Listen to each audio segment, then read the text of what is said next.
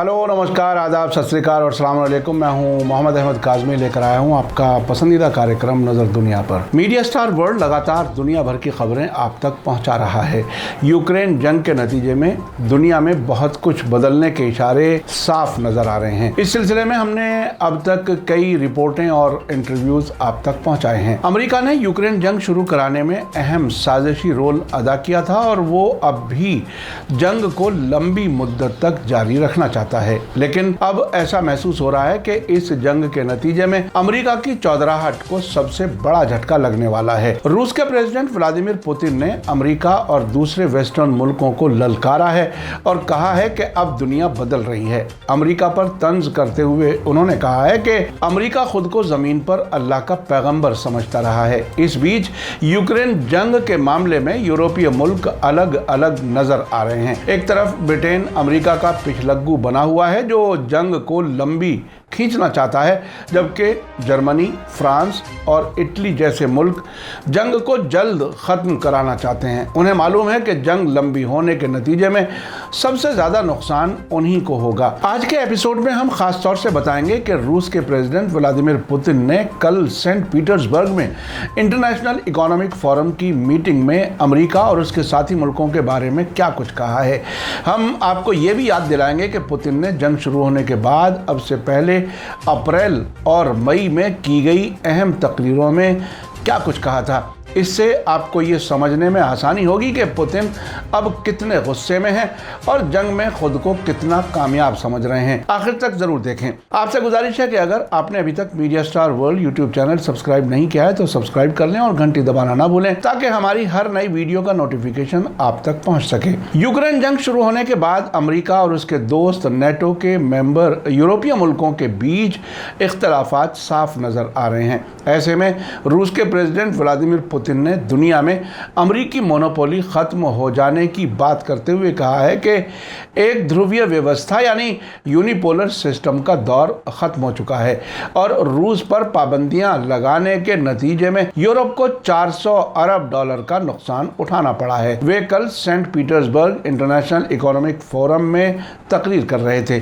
Putin ने America पर तंज कसते हुए कहा कि अमेरिका ने कोल्ड वार जीतने के बाद खुद को ज़मीन पर अल्लाह का पैगंबर जाहिर करने की कोशिश की है, लेकिन हकीकत यह है कि अब यूनिपोलर ताकत का दौर ख़त्म हो चुका है। पुतिन ने कहा है कि वेस्टर्न मुल्कों के जिम्मेदार लोग अब भी इसी भूल में हैं कि वही पुराना दौर चल रहा है और वेस्ट के रहमो करम पर दुनिया टिकी हुई है। पुतिन ने यूरोप की सख्त नुक्ताचीनी करते हुए कहा कि यूरोपीय यूनियन के मुल्क हकीकत में अपनी आज़ादी खो चुके हैं। उन्हें अमेरिका की तरफ से जो हुक्म मिलता है उस पर वो अमल करते हैं और इसके नतीजे में वे अपने शहरियों और अपनी इकोनॉमी को नुकसान पहुंचा रहे हैं। पुतिन ने कहा कि यूक्रेन पर फौजी हमले का फैसला करना बड़ा सख्त मरहला था। हमारा मकसद डोनबास के अवाम की मदद करना था और हमें यकीन है कि इस फौजी ऑपरेशन के सभी मकसद हासिल कर लिए जाएंगे।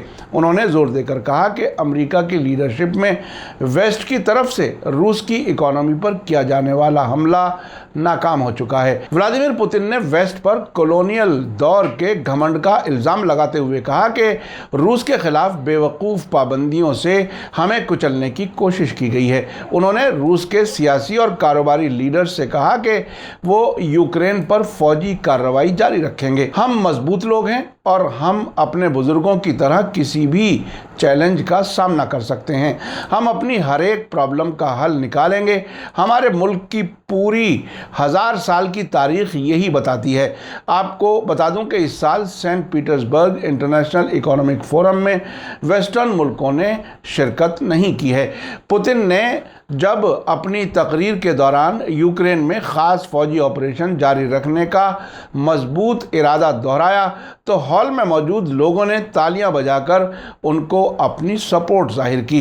पुतिन ने कहा कि यूक्रेन जंग के बाद लगाई गई वेस्टर्न कारोबारी पाबंदियां गैर मामूली और बेमिसाल हैं। हमले का ख़ास मकसद पूर्वी यूक्रेन में बड़ी तादाद में रूसी ज़बान बोलने वाले डोनबास इलाके में अपने लोगों की हिफाजत करना था। आपको बता दूं कि रूस के इस तर्क को यूक्रेन और वेस्टर्न मुल्क जंग के लिए एक बेबुनियाद बहाने के तौर पर खारिज करते हैं। उनका कहना है कि जंग के दौरान रूस के ज़रिए कब्जा किए गए इलाकों में डोनबास से आगे के साउथ यूक्रेन के वो हिस्से भी शामिल हैं जहां रूसी ज़बान नहीं बोली जाती। पुतिन ने कहा है कि डोनबास में रूसी फौजी अपने मुल्क की महफूज तरक्की के हक की हिफाजत के लिए लड़ रहे हैं। उन्होंने कहा कि मौजूदा हालत में हमारे लिए बढ़ते ख़तरों के ख़िलाफ़ एक ख़ास फौजी ऑपरेशन चलाने का काफ़ी सख्त, ज़रूरी और मजबूरी में लिया गया फैसला है। रूस के प्रेसिडेंट ने आगे कहा कि अमेरिका खुद को ज़मीन पर अल्लाह का पैगंबर मानता है और रूस के ख़िलाफ़ वेस्टर्न पाबंदियां झूठी बुनियादों पर लागू की गई हैं। ये कदम ऐसे उठाया गया है जैसे रूस की कोई फाइनेंशियल आज़ादी ही ना हो। अमेरिका और उसके दोस्त मुल्क आज़ाद रूस को कमज़ोर करने के लिए तारीख़ की हकीकतों को बदलने की कोशिश कर रहे हैं। पुतिन ने कहा कि यूक्रेन पर हमले के नतीजे में वेस्टर्न मुल्कों की पाबंदियों के बावजूद रूस एक खुली इकोनॉमी के तौर पर तरक्की करना जारी रखेगा। रूस के फॉरेन करेंसी रिजर्व के 300 अरब डॉलर गैर मुल्कों में फ्रीज होने की तरफ इशारा करते हुए पुतिन ने कहा कि दुनिया की करेंसियां खुदकुशी कर रही हैं। उन्होंने कहा कि रूस वेस्टर्न कंपनियों के साथ कारोबार जारी रखेगा और उन्हें उम्मीद है कि रूस के गैस की सप्लाई दूसरे रास्तों से जारी रहेगी। रूस जो चाहते हैं उनके साथ कारोबारी हिस्सेदारी को बढ़ाना जारी रखेगा। अल जज़ीरा ने इस रिपोर्ट के आखिर में बताया है कि पुतिन के इंटरनेशनल इकोनॉमिक फोरम में बोलना शुरू करने से कुछ वक्त पहले क्रेमलिन ने ऐलान किया कि सेवा से इनकार नाम के साइबर हमले ने कॉन्फ्रेंस के सिस्टम को ख़राब कर दिया है, जिसकी वजह से रूसी प्रेसिडेंट को तकरीर तय टाइम से 1 घंटे देरी से शुरू करने के लिए मजबूर होना पड़ा। इसी बीच रूस के फॉरेन मिनिस्टर सर्गेई लावरोव का भी एक अहम बयान सामने आया है। उन्होंने कहा कि हमने यूक्रेन पर हमला नहीं किया है, हमने एक ख़ास फौजी कार्रवाई शुरू की है क्योंकि हमारे पास वेस्टर्न मुल्कों को समझाने का कोई दूसरा तरीका नहीं था कि यूक्रेन को नेटो में घसीटा जाना एक क्रिमिनल काम है। लावरोव ने कहा है कि ब्रिटेन के प्राइम मिनिस्टर बोरिस जॉनसन और फॉरेन मिनिस्टर लिज ट्रुस ने खुलकर कहा है कि हमें रूस को हराना चाहिए और उसे घुटनों पर लाना चाहिए। लावरोव ने जवाब में कहा कि अगर ऐसा है तो करके देख लीजिए। आपको याद दिला दूं कि पिछले महीने ब्रिटेन की फॉरेन मिनिस्टर लिज ट्रुस ने कहा था कि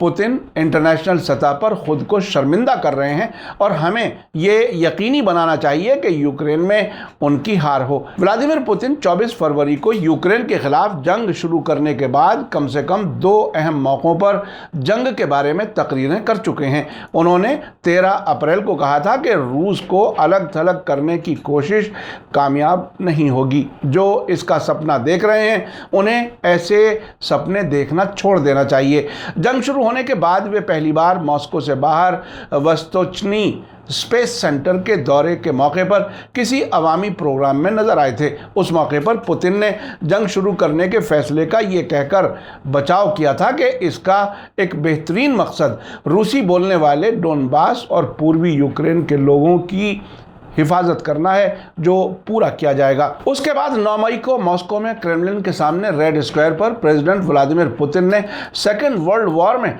रूस की जीत और जर्मनी की हार के याद में मनाए गए विक्ट्री डे के मौके पर पुतिन ने कहा था कि यूक्रेन में रूसी फौजें मादर वतन की हिफाजत के लिए बिल्कुल नाकाबिले बर्दाश्त खतरे से लड़ रही हैं, जिससे सेकेंड वर्ल्ड वॉर के जल्लादों और नाज़ियों को उकसाया जा सकता था।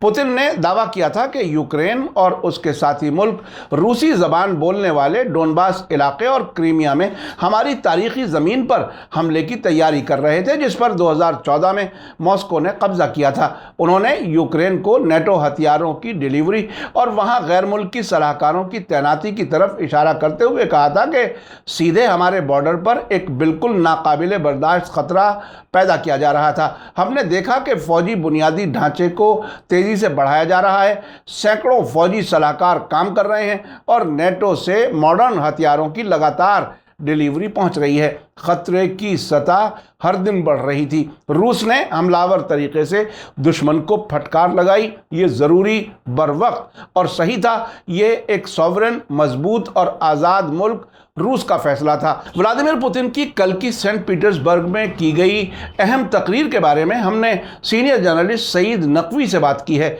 हम आपको इस एपिसोड में उस इंटरव्यू की एक छोटी क्लिप दिखा रहे हैं। देखिए उन्होंने क्या कहा। ये कह रहा है कि हमारी बिजनेस उनसे जारी रहेगी। कहा है, तकरीर में कहा गया है, जो भी हमसे बिजनेस कर रहे हैं वो जारी रहेंगे हमारे इलाकों में। उसके अलावा जंग अगर हमारे ऊपर थोपी जाएगी तो हम जंग लड़ेंगे। जब तक ये वो नहीं कह रहा कि हम ये जंग जारी रहेगी, जैसे यहिया खान ने कहा था बांग्लादेश वॉर में, ये जंग जारी रहेगी, ये वो नहीं है। ये कह रहा है कि अगर आप जंग ही चाह रहे हैं तो हम जंग जब तक आप चाहेंगे हम लड़ेंगे। लेकिन सारी दुनिया ये कह रही है कि भाई कोई समझौता होना चाहिए। अब ये जंग बहुत हो गई, क्योंकि आप इसे चाहते हैं कि क्या आप चाहते हैं कि पुतिन हार जाए? पुतिन के पास हजारों न्यूक्लियर वेपन्स हैं। अगर वो हार गया, फर्ज करिए हार जाए, तो जनाब एक डेस्परेशन में जैसे बिल्ली को आप कॉर्नर कर ले तो वो झपटती है, वैसे ही वो कहीं न्यूक्लियर ना कर दे, कहीं अगर हारने के करीब हुआ। यह तकरीबन 30 मिनट का इंटरव्यू आप कल संडे रात 9 बजे देख सकते हैं। उनसे इंटरनेशनल अफेयर्स को गहराई से समझने में काफ़ी मदद मिलती है। इसी के साथ मुझे दीजिए इजाज़त। आज का एपिसोड कैसा लगा कमेंट्स में ज़रूर लिखें। थैंक यू, धन्यवाद, शुक्रिया। जय भारत, जय हिंद। मीडिया स्टार वर्ल्ड के और वीडियो देखने के लिए हमारे चैनल को सब्सक्राइब करें और सीधे नोटिफिकेशन पाने के लिए बेल आइकन दबाएं। और अगर हमारी खबर सच्ची और अच्छी लगे तो अपने व्हाट्सएप, इंस्टाग्राम, फेसबुक और ट्विटर अकाउंट पर ज़रूर शेयर करें।